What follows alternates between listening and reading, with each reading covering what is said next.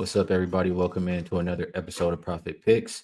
If you are new, we always start this show by being transparent. There were no shows over the weekend. Last one was Friday, and it was a really good day. I know I won 7 out of 8, I believe it was in the association. So that was a really good one. Saturday, I played Houston first half. I got the early line and it plummeted after the opener, and I lost. If you got a later line, you won. And then Sunday, NBA was not kind. I should have just stayed away yesterday. 0-3 NBA. I went 1-0 in college basketball. I went 3-2 in NFL. So it was slightly backwards yesterday. But since we last talked, was some money made. Vino, good to be back with you. How's everything going? Things are good, Skee. Let's see. Saturday. Well, first of all, I didn't play NBA Saturday or Sunday. I don't believe. Well, I think I might have played the Golden State. No, they played Chicago. I didn't have that game. So no NBA Saturday or Sunday. College hoop has been what's been hot lately. 14-6 last 20. Had a good day with that yesterday. NFL was a complete split. Too good, too bad. I'm involved tonight in this game between the Eagles and the Chargers. So we'll see if we can't go ahead and tilt the scales to a plus winning week in the NFL here. And now, of course, we have college bowl games upcoming too. So be a big time of year upcoming. All right, Vino. Let's get to some of this NBA for today. That means first up, we are looking at Kings and Pacers. Opened up 3.5 for the Pacers, looks like 4. Total open 234. Not the most movement, 234.5. And as far as the injury report is concerned, let me actually refresh. You have Keegan Murray questionable, Dennis Schroeder questionable, Sabonis out. For this Pacers team, same 5 guys that are on there every single game are listed. Um, my first thought when I see both of these teams playing each other is I expect not a whole lot of defense. I expect faster pace than what I'm looking at from these last 5 pace numbers. The Pacers are down to 24th, and that's not really the style I see this game going. There was a comment here, I'll ask you from Brian says, "What's up, fellas? Kings, Pacers under Rob. Do you think they're going to score?" It's obviously with me, it's my first reaction, as long as it's not placed in the 240s, to think over in this game. The Kings have been so ice cold, Ski. They were like 2-12 against the spread until they finally covered again. It kind of surprising that they went to Miami and won the way that they did. But you always feel, at least I always feel like with the players that they have, it is all offense, no defense. I think not having Sabonis is a big deal for this team because he's such a playmaker from the center position. All that being said, I still can't look at it any other way except over. Honestly, I don't know which side. I keep thinking that Indiana will begin to pick it up because they've gotten a little healthier over the course of the last 10 games. Straight up wise, they have. Against the spread, they have not. Totals wise, they've been about a 50-50 proposition over under. But if I was going to play tonight, I would look towards the over here. I just feel like 234.5 is a little light. Both of these teams more than capable against one another to get to the 120 mark. So I didn't play, but if I had to, in response to the comment there, I probably would look over. That's how I would think. And the Pacers still have been playing better defense than the Kings lately. Offenses look better. I don't know. I'll trust the Pacers at home here. I know I don't like to usually lay with them, but it's either Pacers or over for me in this game. We'll keep going to the next one. That is Suns and T-Wolves. Open -10, down to 8 or 7.5, depending where you shop. Total open 226, down as low as 222.5. Dylan Brooks questionable. Devin Booker, Jalen Green out. Terrence Shannon Jr. and Anthony Edwards questionable. It makes sense why this total is dropping. I mean, it's a lot of scoring you could miss, right? Without Booker, Brooks, and potentially Anthony Edwards. So just based on that, I can understand the move down. This is a Timberwolves team that I don't know. I mean, they didn't cover both of those games versus the Pelicans. I feel like this Timberwolves team has just really been struggling to cover in general lately. It's very hard to think of, why I'd want to lay the big number. I can understand no Brooks, no Booker, but if you also have no Ant, uh, it's just tough. I think under is how I feel best right now. What do you think about it? Yeah, the injury list makes it hard on both sides. It makes it hard. But to your point, Minnesota's winning games, but they're not winning anything by margin. So again, I can see why people took the points right off the top because regardless of who's in the game, why would you want to lay 10 points with Minnesota right now? Yes, they're 5-0 straight up against this, straight up the last 5 games, but against the spread, that's only a 1-4. Kind of hard to do that, Skee. Be 5-0 straight up and 1-4 ATS. Just overvalued in the market right now. And I think it's mainly because defensively, they just give up points. There was a point in time last year or maybe even the year before where Minnesota, we thought they had turned the corner as a defensive team. This year has not been that year defensively for them. Looking at their team totals last 5, 4-1 to the over. Looking at their full game totals last 5, 4-1 to the over. It came on the heels of a huge under run. Kind of sporadic, inconsistent results for them. I would have liked to have played Phoenix here if all things were level, like if Anthony Edwards was playing and Phoenix had Brooks and Booker. I would have probably played Phoenix and taken points here because I just think that they give more 48 minutes of effort than Minnesota does. Minnesota's missing something at this point in time. Can't lay it. Kind of scared to take it with the missing Suns personnel. Maybe under is the right. I don't know. Sometimes when you get the big stars out of the way, the backups come in and score their share. Too tough for me to call. So I'll probably leave this one alone. It is tough. I agree with you that if everybody was in Booker, Brooks, and Ant, I would be looking towards the Suns. It's just without Brooks and Booker, it's tough. So only logical thing to me is, in line with the market. If you're missing that much scoring, and both of these teams are playing at a slower pace right now, or at least last 5 games, I would agree that it should go under. Um, Brian asking about Phoenix first half to keep it close. It's hard to trust Phoenix, but I understand fade in Minnesota just because that's how they've been playing. They haven't covered the first half their last 5 games, so that I can understand. All right, last game in the NBA, Spurs and Pelicans opened up -10 for San Antonio, now 9.5, and the total hasn't moved. For the injuries, you have Cornette questionable, McLaughlin and Wemby out. Castle looks like he's back in the lineup. For the Pelicans, Herb Jones, questionable. The other 3 guys, Murray, Poole, Zion, not going to be playing. This is one that I'm most interested in here today.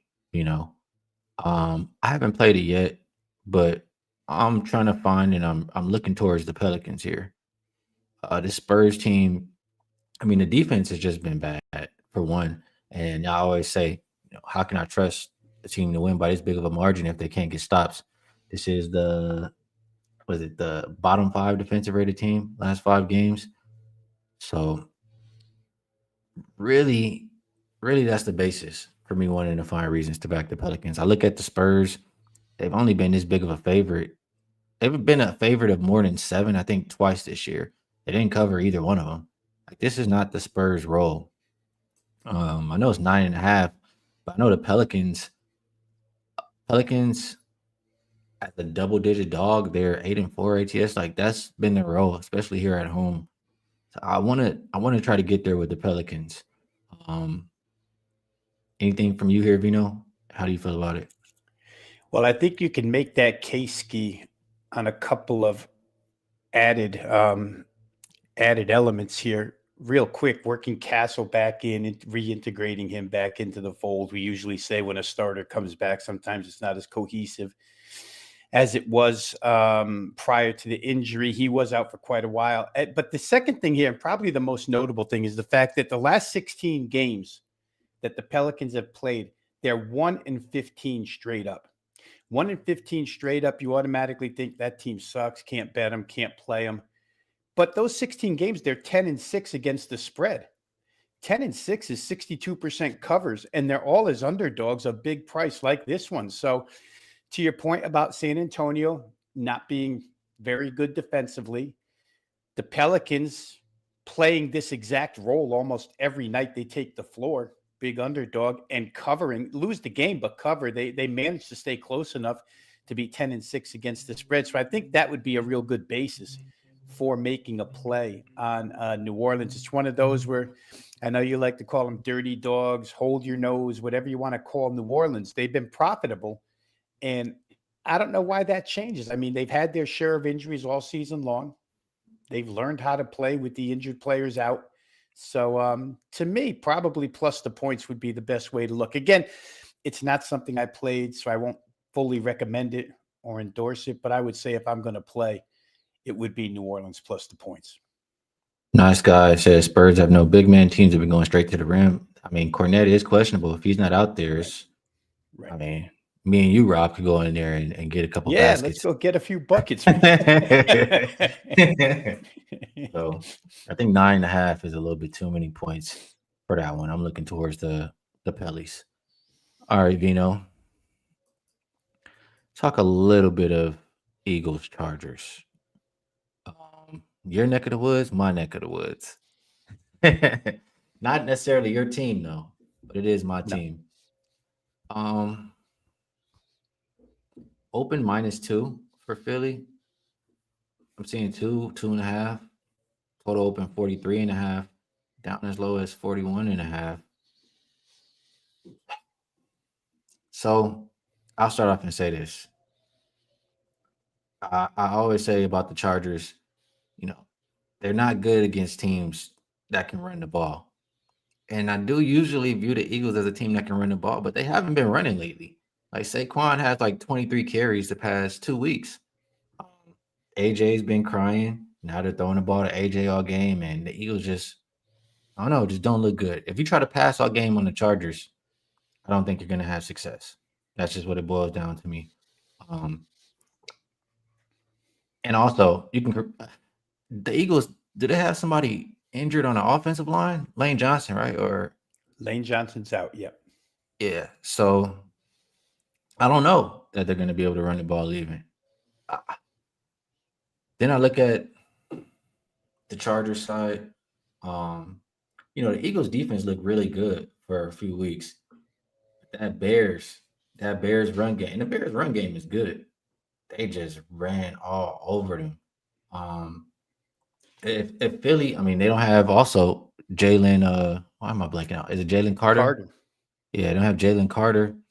I mean, I can see the Chargers running the ball. I always say the Chargers, with their offensive line as it is right now, they can't really pass block very well, but they're good at run blocking. So I think the Chargers will run the ball. I do trust them to do that. I want to take the points plus 2.5, but maybe more than that. If both teams are running the ball, tick, tick, tick, tick, tick. Philly, my thought of Philly is like when they play on the road, they try to control, like, how do I say? They try to control, like, who has the ball the most of the time. Between that and just me, the game plan I view should be like just running the ball. I think under. The market did move it down. I think it's right. What do you think? All right, so I played this one. It seems like we're pretty closely aligned here. Here's what I played. I played the Chargers team total over 20.5. And I played, this game is funny, the line movement, Skee, because I think some of it, first of all, the Eagles are a very public team. So they're always going to get money, especially in a standalone game. But secondly, I think people are kind of taking Justin Herbert's, injured left hand into too much consideration here. He played with that thing before the surgery last week. He played with it busted up and still threw the ball pretty effectively. Then he had the surgery this week, and it seems like the things are stabilized and the left hand shouldn't be a problem. But beyond that, the point that you hit is the reason why I played the game. Listen, if Philly got absolutely steamrolled in their front seven by the Bears offensive line last week, the Bears ran, and then they ran, and then they ran again. They ran for like over 200 yards. Nobody does that against Philadelphia. It was so crazy to see that happen. And now you're going to take their best run stuffer out of that mix. Jalen Carter, the shoulder operation out. And I immediately thought of Jim Harbaugh. He's a guy who wants to run the football to begin with. Herbert's got the bad left hand. Not that I think it's going to affect him any, but it probably makes Harbaugh want to run it even more now with Carter out. And Vidal looked great running the ball last game. You might get Omari and Hampton back. I don't know if he's been activated here for this game or not, but you might have a two-headed monster at running back. I don't think so, but I hope so. Even As if a he fan. doesn't, Yeah, I like feel Vidal. like, yeah, Vidal's been, I mean, he was a horse at Troy when he was in college, and he's becoming really good here for the Chargers. When they can run the football, they can play action pass off of that as good as anybody. The receiving crew is healthy. They've been improved. Chargers still have to win games, Skee. They're in like that 5 spot in the AFC standings where a couple of teams won yesterday, Jacksonville and somebody else that puts a little pressure on the Chargers to keep winning. The Eagles are in a more comfortable position. Nobody's going to push them for the NFC East title now that Dallas lost again. So to me, I thought LA's offense should have a lot of success here. I don't think the Eagles can fix what's broke in a week. The strength of that defense is that front seven. And if you weaken it the way the Bears did, I think the Chargers can do the same thing, honestly. And then, like you say, if the Chargers get on top, Skee, and Jalen has to throw to come from behind, not that he can't do it, but the Charger pass defense is one of the best in the NFL. So I chose to play Charger team total over 20. The Eagles have given up 24 each of the last 2 weeks. And then I took a shot with the Chargers on the money line. I just gave the 2.5 up and say, if the Chargers are going to be this close, they'll probably win this game. So those are the 2 ways I played it. The only 2 things I bet today between NFL and NBA. But I do like the Chargers here, and I think they'll score 21 or more in this game. So that was the team total over 21.5, right? 20.5.